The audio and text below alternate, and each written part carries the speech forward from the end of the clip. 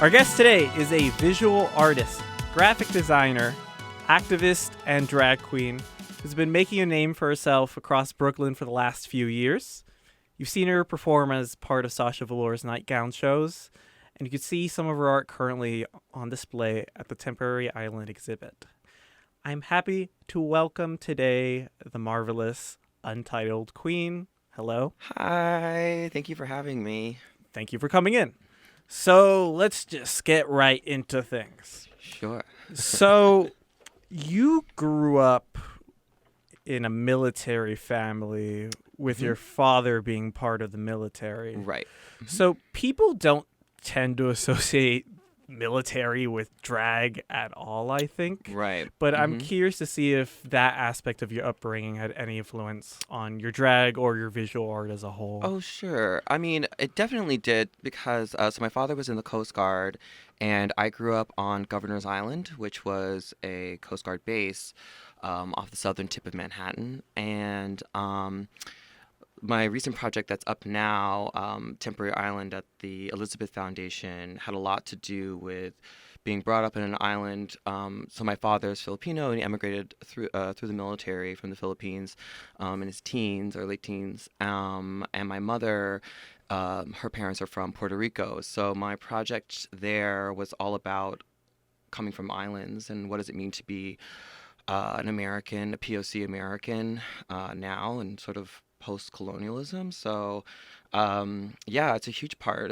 especially like my upbringing there was very diverse, very lots of different ethnicities. There was a lot of different people from all over the place kind of coming in and out of through the military because there are so many different stations. So I grew up with a really diverse sort of set of neighborhood kind of community, but it shut down when I was 12, and then I moved to a really small kind of whitewashed town in Connecticut. So it was kind of like really abrupt. Like my adolescence kind of went from like all of this to like really tiny town, and so yeah, it had a big effect. It's a lasting thing that I think a lot about, and it's a lot about what my work is thinking about. Gotcha. So you talked about whitewashing, and speaking of, well, I want to comment on one of the distinctive aspects, I think, of your drag aesthetic is how I'd say a good majority, if not most of the time, you will paint your face like a very pale white. Yeah. I was curious to your reasoning behind it, and if it perhaps relates to the same kind of concept that you've described before behind your name being Untitled. Right. Yeah, I mean, I feel like it's a lot of different reasons. One, I'm hugely inspired by Buto, Japanese theater, dance theater, which is a big trope of that form. And I mean, I guess in a very kind of plain sense, so I chose Untitled to kind of reflect my. I actually don't really even know why I chose it. In my head, like I know I came up with it, and I thought like I wanted to do something that referenced my art background that was more abstract, like object, like so not like a person, so or not a person's name. So I think the white lends to that too, and I think there's something about like it kind of melds all my facial features kind of together. So there's something really I'm really interested lately in like a dissolving of these kind of barriers and like hard shapes. So the white, I think, really kind of lends to that. Gotcha.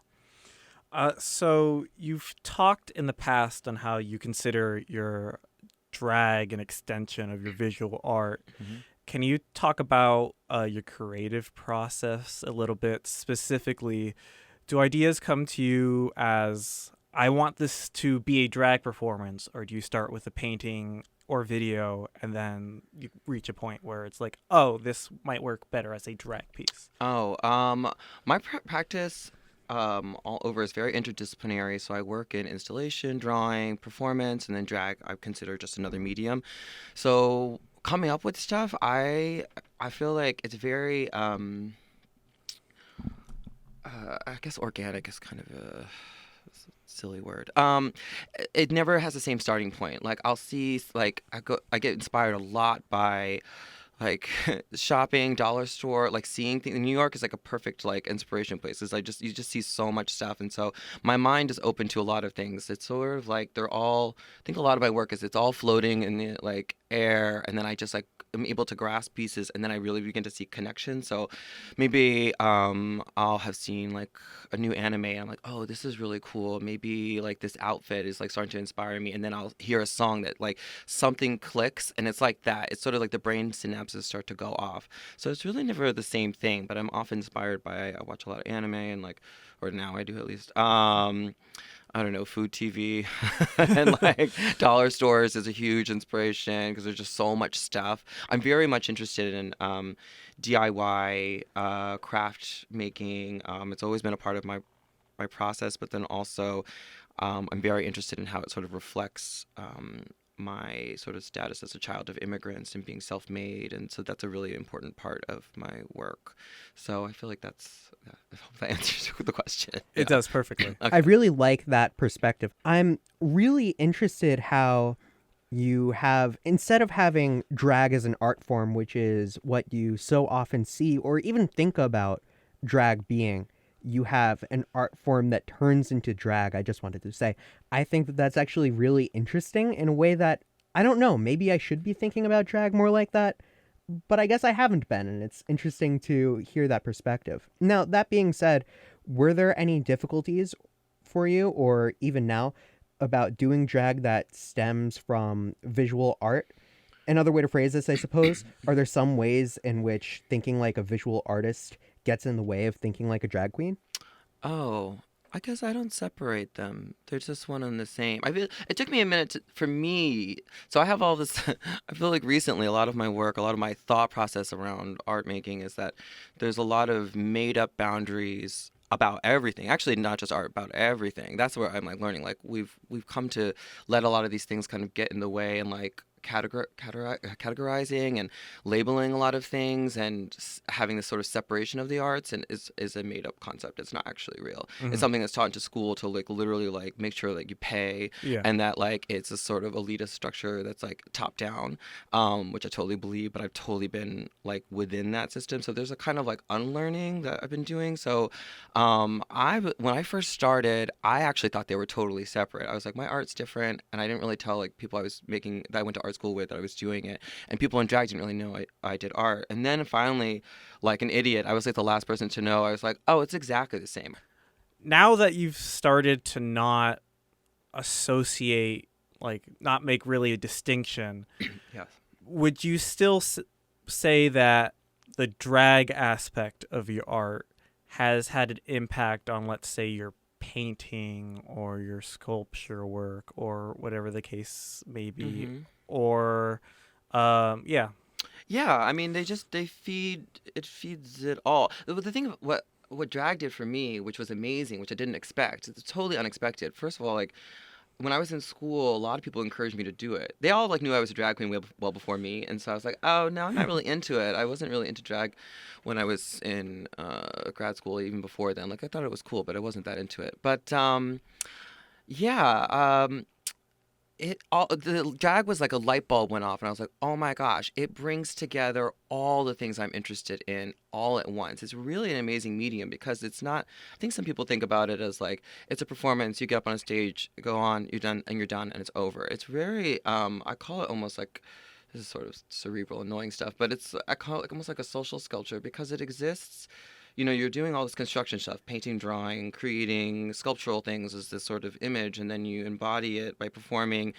But then it's like really created by like not just you and what you put out there, but how other people begin to perceive it, and it's mediated through internet, media, writing, and it lives in this kind of really fluid kind of universe, and it's like created and deconstructed as soon as it's made. It's Yeah. fabulous, and so for me, it was literally like one thing that really like um, made sense. It really was like, oh, okay, this is something that like I call it. I was telling someone yesterday.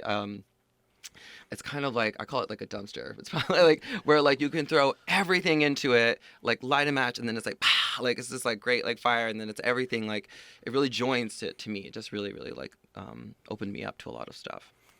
So now that you've started to do drag more often and more frequently, do you find that there are any messages, themes, or ideas that are easier to convey through drag that you couldn't before through, let's say, a painting? Or does the opposite exist? Are there some themes, messages, and ideas that are easier to convey through your drawing? Oh, um, I mean, I feel like I don't know. It's difficult. I feel like there's all these different venues for it. One thing I'll say about this, I think messages.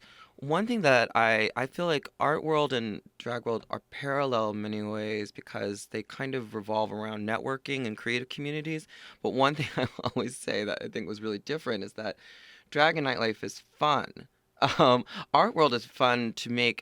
Art world, the way it's taught to you and the way it's engendered, going through an MFA program, like I'm talking about American education art system, the way Mhm. it's taught is that it's a very like fun solo experience, and then having to do it with other people, all this other stuff gets in the way about like your ego and like networking in a way of like kind of schmoozing and meeting gallerists and doing studio visits, and it's all this kind of alienating stuff. And I find like what really opened it up for me and what I'm trying to work on now through drag is to really um, build or like create this kind of fluid breakdown of these divisions between like my contemporary art background and the intimacy and the immediacy of a drag scenario. I love bar shows. It's like my favorite form to really connect. And there's something, so gallery shows, I always find that people you might have like 10 people like silently walk in and like look at your work, and then maybe one of them will talk to you unless you're doing like a big Q&A or it's your opening. So I feel like the engagement there I've always really been lacking unless I really knew, a lot of the people because I had a strong base from people I went to school with. But when you go out in nightlife, you'll have like 50 people giving you immediate reaction because they're telling you, they're cheering you on, or they're reacting right next to you. And then right when you get off, they're either like, that was cool, or like, hey, that wasn't so great, or whatever. Like, let's have a drink. There's something really alive about that experience that really gets me going. So I've been trying to kind of go between these spaces, both bringing it into contemporary art spaces and bring art things to the nightclub. So I think that's sort of how I kind of bring the two together to allow it to speak the way I need it to or I want to. Gotcha. So, one of the recurring themes we've asked people about in the past is changes that they've noticed to the drag scene. Now, we're going to take a quick trip back in time, Yeah. 6 years ago, November 2013. For reference, this Okay. is What Does the Fox Say era. The Oh, memories we'd all love okay. to forget. Okay. So, just figured I'd point out it's a little bit ago. It's longer than you'd think. Right. Okay. There is a Huffington Post profile about you. Yes. And Yeah, sorry. And Yes. in it, they ask how Brooklyn as a community shapes and constructs drag culture. You explain that it happens to be a hotbed for so many types of creative individuals and those hungry to both experience and create culture. In this need, there are a lot of opportunities for people to insert themselves into the conversation. In many cases, it creates a sense of family and long-lasting friendship with all involved. Mm-hmm. Now, 6 years later, we're back in the present. Yeah. Have you noticed any changes, for better or for worse, in Brooklyn or in general? Sure. I mean, I think I was sort of touching on it before about this kind of, I think, motivation as to why people start. But I don't want it to seem like I would look down or that I hate being nostalgic for being like, oh, it was better back then. And like, I just think it's just different. And if I was coming up on it, like, I would think that was really exciting and a really great way to be visible. And I think it's an amazing tool for queer artists to have this space that people really begin to take seriously as to pay them for their image and image making and voice. And but I do think that that's probably the chief difference about I think the community I've made and like what was happening, because I think when we started we didn't really know it was this kind of big phenomenon, so we were just doing. So there was a lot of kind of not being so self-aware. I think people now are very aware and very documentative, is that word, of their experience. So it's very like separated or mediated through tons of stories, and I'm part of it too. But like you're kind of like going to these it's come to this point where you're going to see like kind of cardboard cutouts of people, but they're actually people and they're standing in front of you, but they're not. Like I think there's a distance in that kind of a thing where I think before um we weren't as concerned with so much about likes and followers, so we were just kind of doing what we sort of felt like. But I don't know, New York is always the energy of like, I think, and it brings so many of the, I think some of the most compelling thinkers, because they really, really want to make it out here, and it's such a hustle, so they're really trying hard. And I still do believe that as far as community in Brooklyn, which is why I love it, is that like it doesn't exist if you don't go. Like it can't. And that was something I really believe. Like community was a word I thought was such a silly. Like it didn't even exist to me as a word. But Brooklyn was like, that really began to make sense because one, I didn't know anything about it, and then I just like entered this whole group of amazing like creators and friends, and um if you didn't go to shows, no one was going to come to see yours. If you didn't like help someone, it wasn't going to come back to you. It really was something that stood because of the energy that you exchanged, that you gave in and out.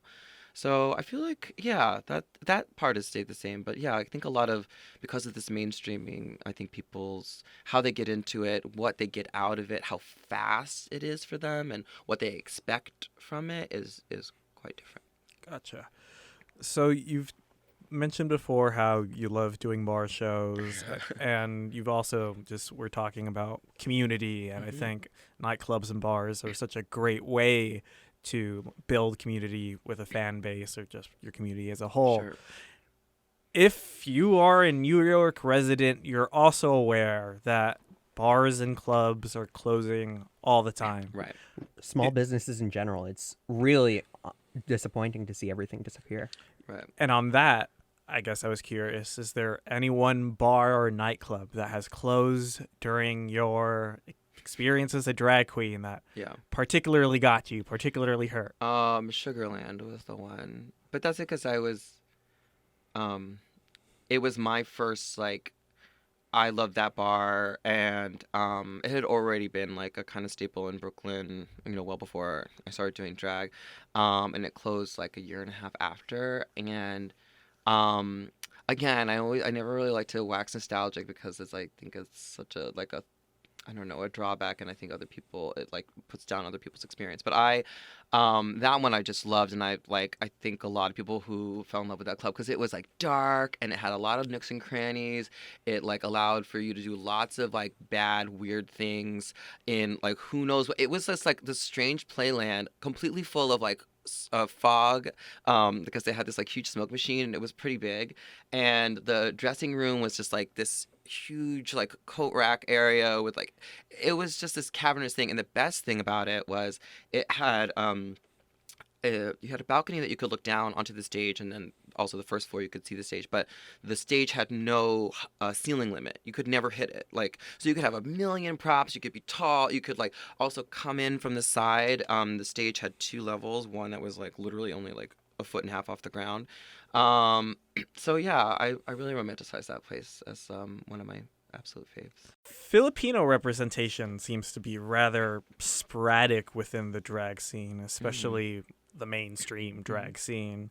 Have you found that the drag community has been accepting of your background, and have you faced any adversity or racism because of it? I think no. I know that we have. I mean, I think Brooklyn is. I always say Brooklyn is brown. Brooklyn is like, the major players in Brooklyn are POC. And I think more so than ever now, and not just in drag but nightlife. Now we have bubble tea, and which is a huge Pan Asian API queer space that does these incredible parties. There's another one called Onegaishimasu. And I think there are more these kind of organizations coming up, and groups, collectives really coming together. And there's also A Plus, which is a drag, Pan Asian drag, diaspora, or Asian diaspora drag review. So I think now there's more so than ever, more visibility and more spaces expanding for that. But I think when I started, there was, nothing.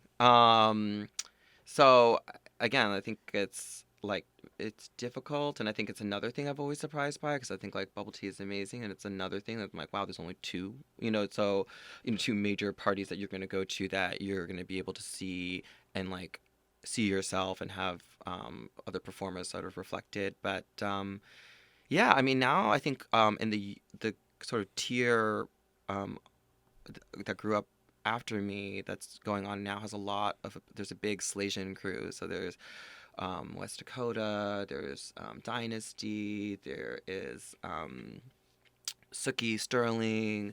So like more so than I've ever. I mean, like now they do photo shoots. It's like a whole groups of Asians. I'm like, oh my gosh, it would have just been like me by myself waving one flag. But yeah, so I think it's a promising thing, and I think it's always been an asset to me. But I think now more so than ever, I like really trying to talk a lot about it and be very visible because I'm aware of how much I think I can do with that, visibility. So, in addition to being Filipino, you're also Puerto Rican. Yeah.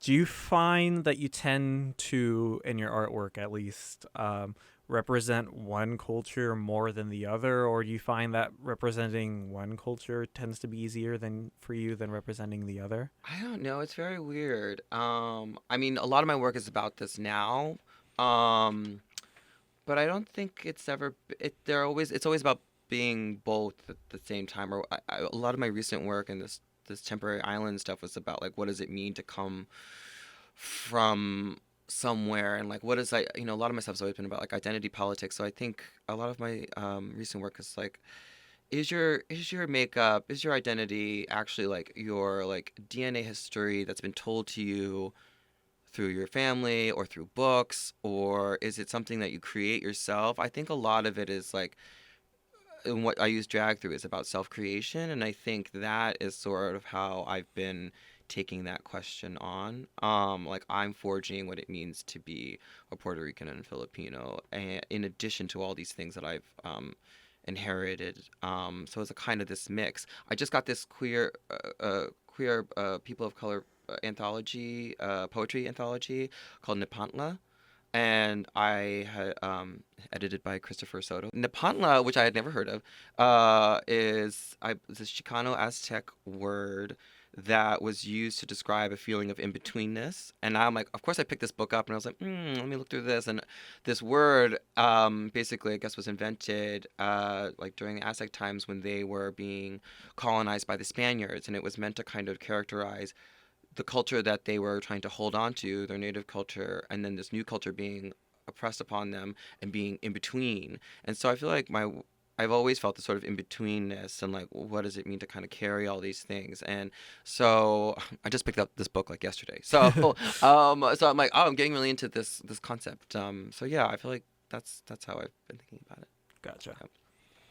So, as when I'm sure that when you started out, you had lots and lots of different ideas and concepts. Mm-hmm. And as anybody who's starting out in a new field that they're just brimming with ideas for, sometimes not all of them end up coming through.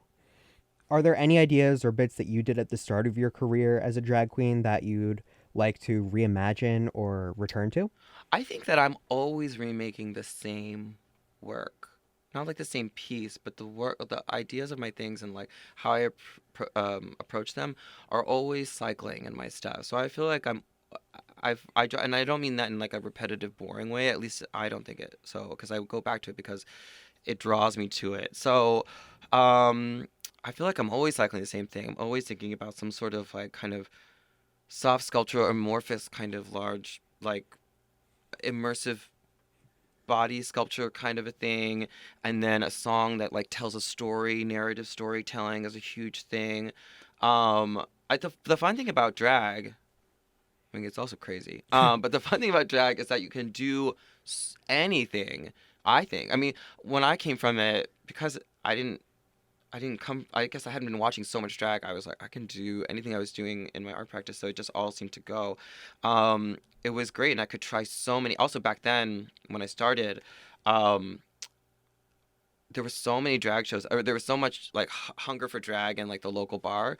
So we were going out every night doing something like two, three numbers, doing whatever. So I experimented a lot. I got a lot out there, but yeah, I don't think I leave any stone unturned, and I think that's what's great. I've been really grateful and fortunate to have opportunities come to me and be able to do what I do unfiltered. So yeah, I hope that answers the question. Like, Yeah, yeah. definitely. And then to touch upon Temporary Island, hmm can you tell us about the creative process behind it? I'm particularly curious about there. To those who haven't seen it, I'd call it a multifaceted, multi-part piece. So, what came first for you in the design process? What did you find most difficult about creating the piece? And Sure. So, Temporary Islands is a group exhibition, but it's through this residency called the Shift Residency that is through this Elizabeth Foundation of the Arts Gallery. And it's this amazing residency, and it's very specific. It's for artists that work full time at arts organizations. So when I saw that I was nominated to apply, I was like, "This is my life. I have to get this. If I don't get this, it's gonna be terrible." And I got it. And what's amazing is, so I work full time doing graphic design for a nonprofit called Brick, and it's very the balance of time. And art making is very challenging, to say the least. And this residency was a year long, and it was really amazing. You got to propose a long project, and you worked with six other people from other arts organizations. So there was people from the Queen's Museum, NIFA, and going through a lot of the same experiences. And when I started it, my proposal was to do some kind of rumination about islands and where we come from, but it was going to be some sort of art play at the time. And then that became a show I did at the Rosemont in February of this year, which was an immersive installation at the bar that included monologues about the subject matter that I wrote, recorded, and then lip synced that went into songs. And I brought sculptures into the space of these stones, a lot of the stones about islands. So that was sort of how all these elements began to come together. Um, and then I made a costume for the piece that also had all these stone elements. It was all this kind of like I was calling the piece the sort of reverse manifest destiny, where it's like I'm reclaiming this sort of territory, from colonialism, but it's not a territory of actual land, but a territory of like performance and body and mind and creation. So that's sort of where the sort of installation and all these things came from. And I can tell that if we've had a common theme here, it's been the dissolution of labels and constrictions. Sure. That being said, I'm going to ask this anyway, Yeah. even though I feel like I'm going to know the answer. Oh But who yeah. knows? When it comes to your artwork hmm and people interpreting it, are you the sort of person who wants to explain it and make sure that your meaning through the artwork is clear? Or are you the sort of more laissez faire type who will say, how you interpret it is how you interpret it? I'm like an in between, more in betweenness. I'm like the Nepantla of this. I'm gonna start like using this word and make it, and then they're gonna be like, that's the wrong definition. Um, I'm like in between. Like I feel like I come with it with a certain intentionality that I really want to be accessible, that people understand. I think that I do have a thought process, and you know, it means something to me in a certain way, but I never want to shut down meaning. It's like I can't ever claim to know everything about what my art is about. I'm learning about it all the time. I can't even like make legible where it comes from. Like I have ideas about where it comes from, but really, I just respond. I've been working a lot, like thinking like art for me is a language, and I'm trying to communicate. And so every time I make work, it's an attempt at a phrase, it's an attempt to utter something, and it's not always distinguishable. It doesn't always make sense. It doesn't always translate. But I'm trying, and however people receive it, I can never control, and I don't think I would want to. I do really want to keep it open, but I do think it's nice when to not always be so I don't know, so abstract, so distant to people if they want to know about it. perfect. Well, that's it for questions. In terms of the people following you, keeping track of where you are, knowing what you're up to, where can they track you down? They can track me down on Instagram and Venmo. Same Untitled Queen, one word. I use Facebook sometimes, but usually my Instagram right now is like the really. I also have my website, MatthewDeLeon.com, where I post most of my events and things going on. And yeah. Perfect. Well, thank you so much for your time. Oh my gosh, thank you so much for having me. Great. Thank you.